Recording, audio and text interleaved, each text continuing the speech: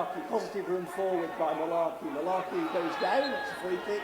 Possibly in a shooting position between 25 and 30 yards out, and I suspect Josh Hancock might have eyes on this one. Hancock hits it, and Gray turns it onto the bar. Hume tries to get there, and it's gone behind already, and that was so close, and a good save to be fair by Gray. Yes, it was. We said he was capable from that range, Mark, didn't we? And he certainly showed he is capable. That was a great free kick, heading for the top corner, and credit to Louis Gray, who did extremely well to get a hand to that, and just enough of a contact to tip it onto the crossbar and over, but that was great for Hancock. Whether Chester do what Altrincham used to and swap in from side to side remains to be seen. Good ball by Hampson. Hancock dummied it for Hume. Hancock in centre field. Looks for White. Cut out by Taylor. Hancock will get there. Does very well. Turns that one forward. Mooney runs at the defence. Shoots left footed and it's in the side net in near post. And a goal kick for Chester, but certainly Chester coming under serious pressure in these first few minutes. Yes, they are. That was good persistence by Hancock, wasn't it? The misplaced pass, but he made amends. And lays it to Malarkey. Toby Malarkey on the edge of his own penalty area, away on the far side to Andy White. White forward to Mooney. It's not a great ball by Mooney, and it's comes straight to Elliott. Maybe a shooting chance for Elliott. And saved easily enough, diving to his left by Toby Thompson, but a really poor ball by Andy White because he almost found one Chester player and then found another. Chester player under pressure and win this throw-in. So good play by Mooney there. Still no goals here at the J. Davidson. Elliott plays it out to the left-hand side to Taylor. Mooney dives in, doesn't get the ball. Taylor goes well down the left-hand side. Cross comes in, Elliott's header, well saved by Thompson. Andy gets up quickly to make the second save before Elliott can get on the end of it. So no sign of rust from Toby Thompson. No, absolutely. That was a moment of real danger. The cross was perfect for Elliott, and it was a good, firm, downward header. And Tony Thompson showed great reactions, great reflexes. It's an intriguing decision there by the referee. It wasn't offside. I can only see that Hume fouled with it. Yeah. The ball's turned back to Gray. Gray plays it out to Glendon, dropping very deep. Oh, terrible back pass by Ron! He's in and a great save by Gray. Turning it behind for a corner, and that was ring rustiness from Graham, definitely.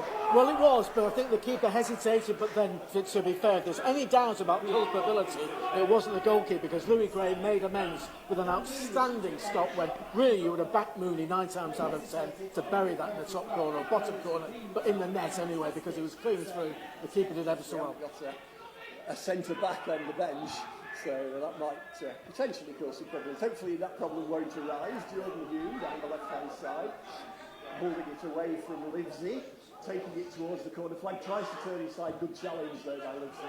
Played forward by Roberts. Good tackle though by Hampson. Hampson collects it rather unorthodox fashion, but finds Lundstrom. Lundstrom, little ball to Hancock. Hancock shoots! A terrible mistake by Louis Gray as Josh Hancock drove it in from 25 yards in the inside left position. Gray should have eaten it, diving to his right, but it evaded him and went in at his near post. And those two good saves he made earlier on are forgotten as Gray makes a terrible howler and Altrincham take the lead. Yeah, Mark, all I'd say was it was a mistake, and I wouldn't quibble with that assessment, but that was a very, very difficult shot to deal with. That it was hit with such pace and power, and the difficulty factor came in with the way it bounced. A long throw into the penalty area, plenty of height in there for Chester. Durrell gets his head to it in the wrong direction, and the header comes in from Grand, who scored against Altrincham before now, and it's tipped over the bar by Thompson for a Chester corner. And Simon Grand, who scored in Altringham's 2-1 win at Chester last season, very nearly did so again there. And it was that man Hampson who with the sliding tackle, but Chester really fired up in this second half, coming forward again, and Altrincham need to calm it down. It's with the Hancock. Hancock tries to get it to Lundstrom, but it's back with Chester again. Chance to get it through, and it's through, and it's Thompson comes out, and he grabs the ball to his chest, came out, had to be out swiftly there, make sure that Danny Elliott didn't get on the end of that one, and it's come away with Hannigan. Hannigan to Hampson, and back to Hannigan again, and back to Tony Thompson. So out there's Hampson. Hampson's going to knock it with his left, and it's going to come back at you again, but this time Jake Malt clears it, and Hume's got a chance to run. He's one-on-one really, and he can get it through to Mooney. Mooney's, and he's gone down in the area. It's going to be a penalty. He's given it, John. It looked a bit soft. There was hardly any contact. I can't believe he's given that. I actually thought Dan Mooney... He sent him off, was he? Yes. He sent him off as well. John Johnson.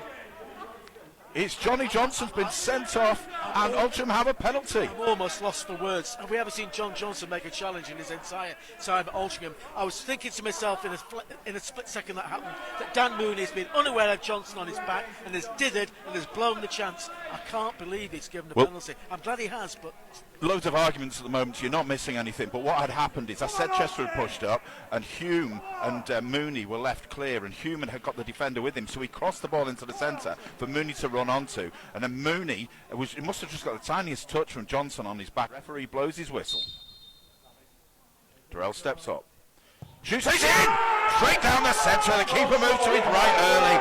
We'll take it though, John. I do think it's soft, but we'll take that one. And now we're against a 10-man Chester. You've got to hope now that this is game over. 7 minutes gone in the second half. We'll take it all day long, Sam, no doubt about that. You described the incident very accurately. It was Jordan Hume breaking on the left, spotting very quickly and cleverly that Dan Mooney was on his own in the middle.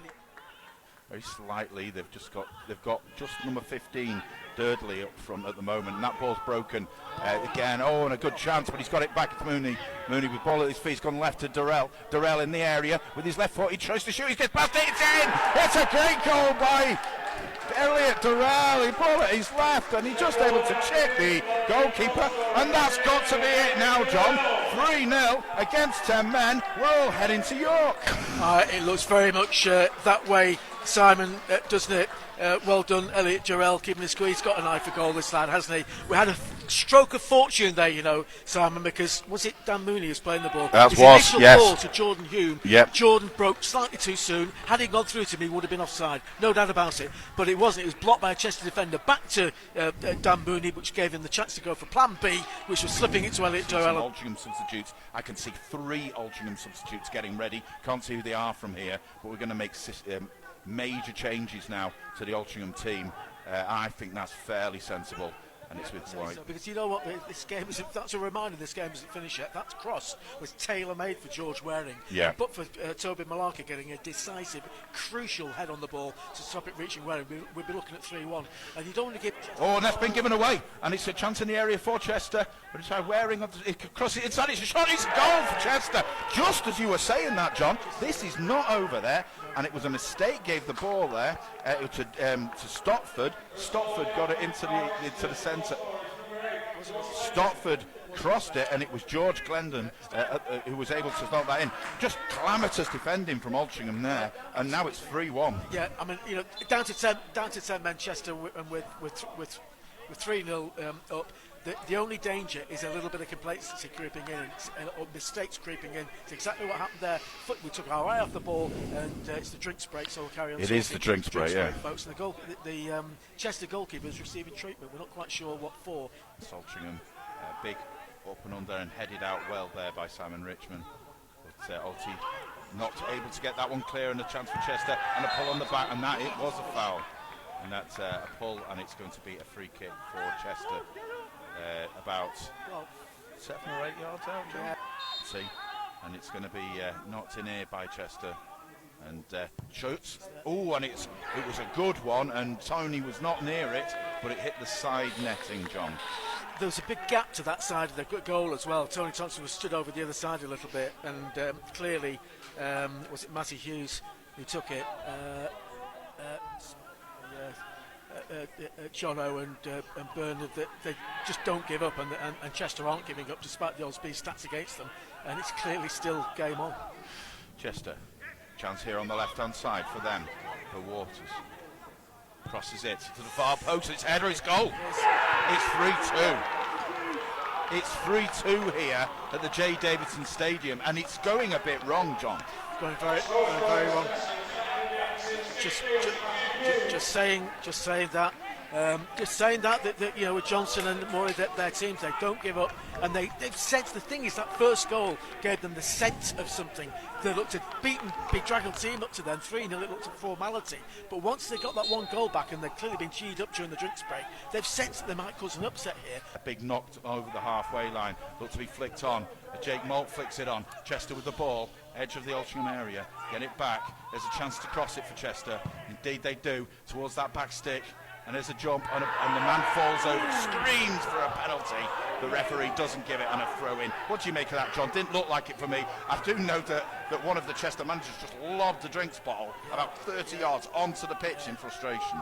I feared for a moment. I'm not saying it should have been, but yeah, it was one that could easily have been given. Well, I think the fourth official has explained it, and I think one of the managers, a red card for one of the, I don't know which of the Chester managers, but one of them's been sent off.